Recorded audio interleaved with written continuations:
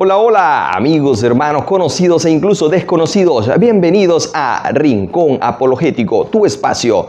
Yo soy Abner Cauro y el día de hoy vamos a estar llegando al final del tema que ya iniciamos. Si Jesús es Dios, ¿cómo entonces es Hijo de Dios? Fase 1. Es Hijo de Dios por decreto. Fase 2. Es Hijo de Dios por encarnación hace unos 2000 años. Y hoy vamos a la fase número 3. Antes les recuerdo que pueden compartir este video una vez verificada la información con las Escrituras. Previamente, ver qué dice la palabra de Dios. 2. Dar like, dar también su comentario, realizar alguna pregunta, si tienen alguna duda también pueden hacerlo, y luego efecto multiplicativo para que otros también conozcan lo que clara y sencillamente enseña la palabra de Dios. Si Jesús es Dios, ¿cómo entonces es Hijo de Dios? Tercera fase. Ojo, porque esta tercera fase la vamos a dividir en dos partes. Por supuesto, una íntimamente relacionada con la otra. Es importante conocer que en las Escrituras la palabra engendrar no necesariamente tiene que ver con procrear, es decir, con que un padre o un ser, un organismo vivo, procree, dé a luz otro organismo vivo.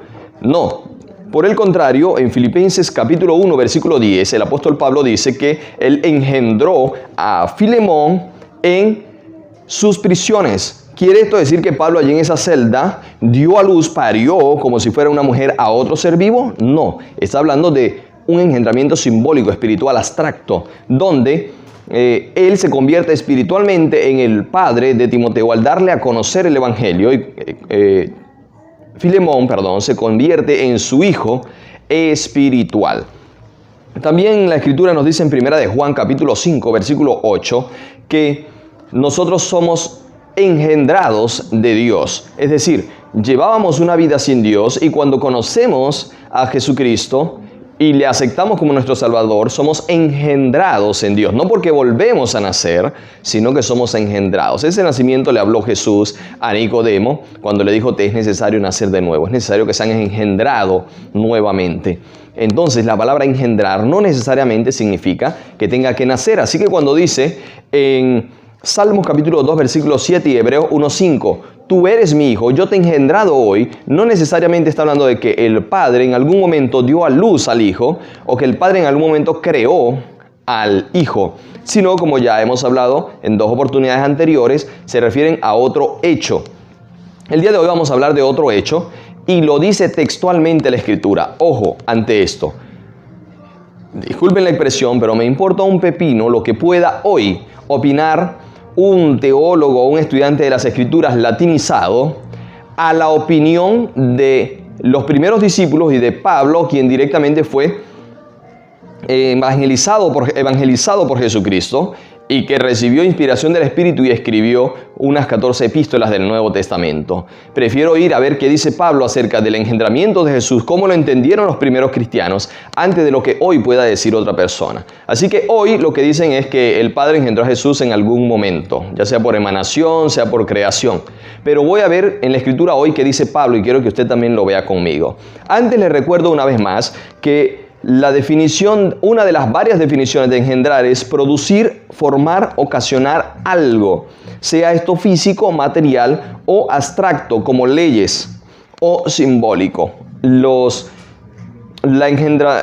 proceso de engendrar a Jesús, que vamos a ver en esta ocasión, el tercero, tiene que ver con lo abstracto, con las leyes y con lo físico, la creación de un cuerpo nuevamente. Así como en la segunda etapa Él se encarnó, se creó, se formó un cuerpo para ese Espíritu Divino que ya existía desde la eternidad. Vamos a ver así también en esta tercera fase del engendramiento de Jesucristo. Para esto quiero que vaya conmigo a Hechos capítulo 13, versículo 33, porque allí Pablo en un discurso nos va a decir cómo entendió él la frase: tú eres mi hijo, yo te he engendrado hoy. ¿Cómo entendió Pablo esta frase? ¿Qué entendían los apóstoles y la iglesia del primer siglo que quería decir esa frase? Tú eres mi hijo, yo te he engendrado hoy. Hechos capítulo 13, verso 33. y repito, me importa nada lo que pueda opinar hoy una persona, yo prefiero leer lo que dice la Escritura, en qué consiste ese engendramiento. Dice, la cual Dios ha cumplido, está hablando de la promesa que hizo Dios a los padres, a los patriarcas, y Pablo dice, la cual Dios ha cumplido a los hijos de ellos, a nosotros, resucitando a Jesús. Vea la promesa y el evento, resurrección de Jesús. Ahora dice, como está escrito también en el Salmo 2, mi hijo eres tú, yo te he engendrado hoy. Vea cómo Pablo, la Escritura, no podemos discutir contra ella. Hoy si alguien quiere inventar o si desde el pasado alguien ha estado inventando cosas, pues le invito a usted a que salga del engaño. Pero la Escritura es clara. Pablo relaciona la resurrección de Jesucristo con la expresión, mi hijo eres tú, yo te he engendrado hoy. Es decir, cuando Jesús resucita, se crea un cuerpo, se crea una persona diferente a la que antes había existido. Claro, el Espíritu Divino era el mismo que eterno de Jesús, pero se crea un nuevo cuerpo. A ese proceso de creación de ese nuevo cuerpo, Pablo le llama engendramiento. Y que allí se cumplió, mi hijo eres tú, la expresión del Padre, mi hijo eres tú, yo te he engendrado hoy, a la resurrección de Jesús. Vea cómo la Escritura lo dice de manera inequívoca. Si usted sigue leyendo, dice que ese cuerpo era incorrupto, que se levantó era incorrupto, nunca más se iba a corromper. Es decir, el engendramiento de Jesús era la creación de un nuevo cuerpo incorrupto. Esto cuadra con lo que también Pablo dijo en 1 Corintios capítulo 15, versículos 42 al 45, cuando dice allí que el nuevo cuerpo que surge después de la resurrección es un cuerpo incorrupto y le da otras características. 1 Corintios capítulo 15, verso 42 dice, así también es la resurrección de los muertos. Se siembra en corrupción, el cuerpo de Jesús que se sembró fue corrupto, se resucita en incorrupción, es incorrupto el nuevo cuerpo, el que se engendró ahora. Se siembra en deshonra, resucitará en gloria, el cuerpo lleno de cicatrices, de heridas, deshonrado, ahora resucitó glorificado. Se siembra en debilidad, cuerpo débil, agotado, que ya no podía, se resucita en poder, con poder, dice, fue declarado hijo de Dios al momento de resucitar. Se siembra un cuerpo animal, resucita un cuerpo espiritual. Hay cuerpo animal y hay cuerpo espiritual. Entonces el nuevo cuerpo de Jesús, incorrupto, glorificado, de poder espiritual, es ese proceso de que se le llama engendrar. Así también está escrito, pues fue hecho el primer hombre Adán, alma viviente, y el postrer Adán, espíritu vivificante. Ahora está este nuevo cuerpo de Jesús, esta nueva persona de Jesús, que ya dijimos esas características que tiene otras características también. Por ejemplo, no lo voy a leer, usted puede tomar nota y buscarlo. En el libro Evangelio de Juan, capítulo 20, versos 19, 26, nos dice que ese nuevo cuerpo tenía la capacidad de hacerse invisible, por así decirlo, y luego hacerse visible dentro de donde estaban todos con puertas cerradas.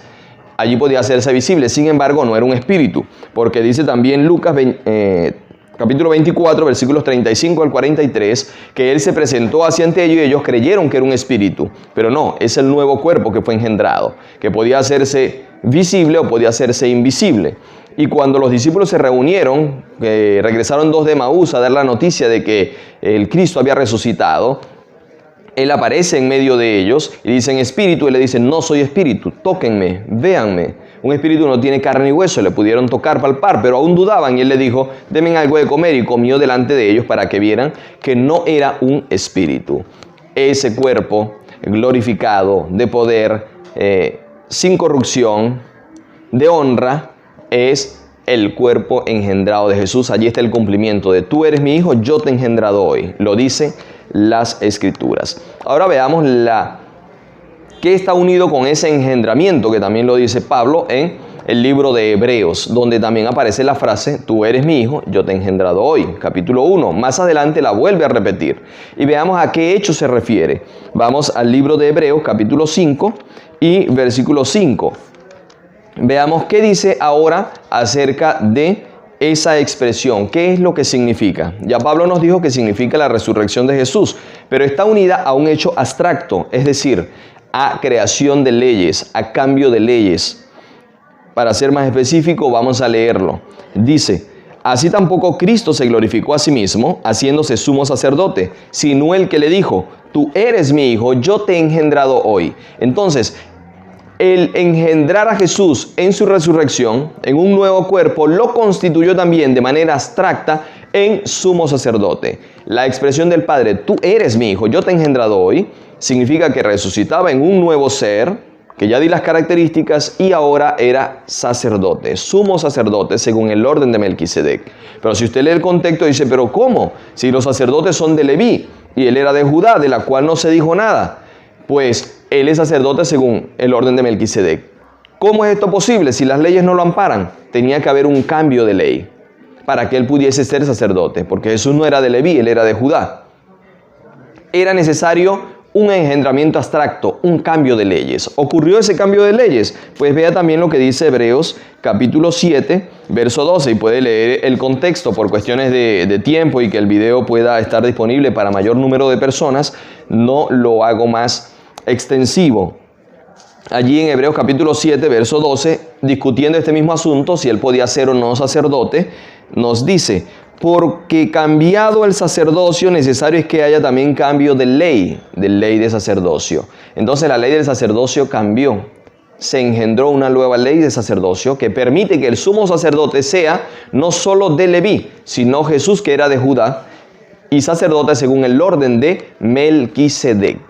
Allí se da la otra fase, o se completa la tercera fase del engendramiento de Jesús en su resurrección y convertido ahora en sumo sacerdote. Pero es que antes no hacía obra de sumo sacerdote, pues la Escritura nos dice en Génesis, cuando apareció Jesús, conversó con Abraham y fueron a hacer juicio a Sodoma, Gomorra, Adma, Seboín, Zoar, nos dice que él no estaba actuando como abogado. Abraham le dice: tú eres el juez de toda la tierra. Allí él estaba actuando como juez, pero una vez que resucita, comienza a actuar como sumo sacerdote. Recuerde que los evangelios también dicen que a él le ha sido dado el juicio y él dará juicio a las naciones. Pero en el futuro, en su resurrección, hay un cambio abstracto, hay un engendramiento y él se convierte en sumo sacerdote. Eso es lo que Pablo identificó como: tú eres mi hijo, yo te he engendrado hoy. No como otros hoy lo han malinterpretado, independientemente de quién lo diga, si es pastor, si tiene títulos, si es teólogo, no interesa y no importa su opinión. No debemos seguirla porque no es bíblica.